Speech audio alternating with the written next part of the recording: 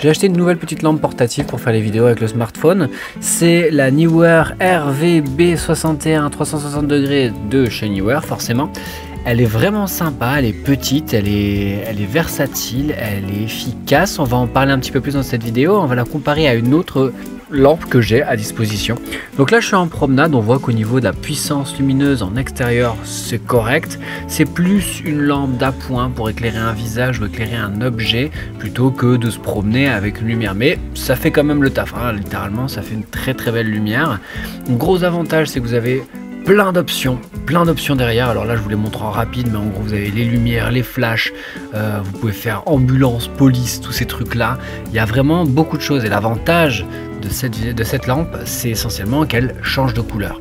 Parce que la lampe avec laquelle on va la comparer, c'est ma première lampe portative que j'avais achetée, qui est plus liée à des DSLR plutôt que des smartphones, et beaucoup plus massive, mais forcément beaucoup plus puissante. On va voir ça. Donc en comparaison, on va prendre la CN160. 160 LED blanche, c'est une grosse lampe qui est très puissante. Elle a une batterie qui est assez chiante parce que franchement en termes de batterie elle tient la route, mais il faut changer régulièrement, et au niveau du repère de puissance de batterie, une fois qu'elle est engagée, vous savez plus de quoi il s'agit. On a 160 LED qui éclaire vraiment très bien comparativement.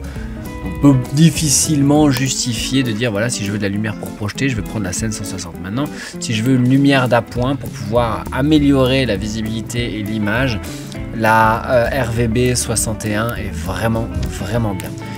Celle-ci, il y a beaucoup de choses à dire, on va y revenir après. Ça, c'est les batteries que j'ai achetées en plus. C'est des batteries standards qu'on peut utiliser avec des appareils photo et tout ça, qui marchent avec plein d'appareils. Là, on voit, je me suis mis dans le garage, on voit un petit peu la différence de puissance, mais forcément, le téléphone, il fait un rehaussage. Donc, on se rend pas tout à fait compte, mais la puissance de la CN160 est incomparable, ou presque, à celle de la RVB61. Maintenant, franchement, j'aime beaucoup la RVB61, et on va voir pourquoi tout de suite. Je vous laisse regarder un tout petit peu de quoi il s'agit. Et vous allez vite comprendre pourquoi j'aime bien la RVB61. La RVB61, je l'aime bien déjà parce qu'elle a un écran digital derrière, on voit clair, les options sont cool, même si c'est un petit peu difficile de naviguer et d'aller chercher la lumière qu'on veut et la couleur qu'on veut. Au moins, une fois qu'on a compris le système, on peut y aller. On peut choisir les tonalités de blanc, contrairement à la CN160, qui elle, il faut des gélatines.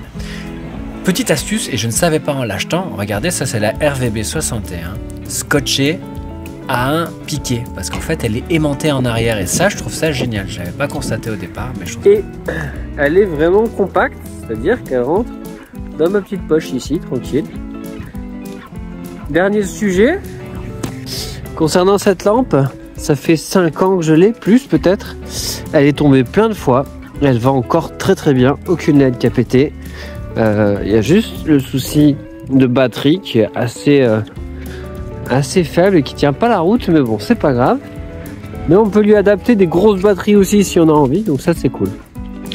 Mais bon, après elle est rudimentaire, elle est vachement plus massive, et au sens où elle est 2 fois plus grande et 3 fois plus encombrante que la nouvelle.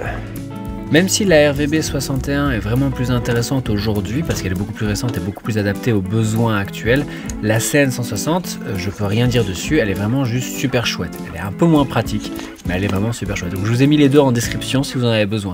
Avant de finir cette vidéo, je vais quand même vous montrer, c'est une lampe qui se charge en USB-C, donc elle a une batterie lithium intégrée qui tient plutôt la route. Donc franchement, ça vaut la peine. Reste à identifier le prix. Elle est plus ou moins à 40 €. Elle est moins chère que ses concurrentes pour la simple et unique raison qu'elle n'est pas connectable comme les autres plus chères, plus haut de gamme, qui sont interconnectables. Tu peux les synchroniser et les contrôler avec leur smartphone. Là, tu peux pas. Voilà, à un moment donné, à 100 € près, ça peut valoir la peine de faire les choses à la main.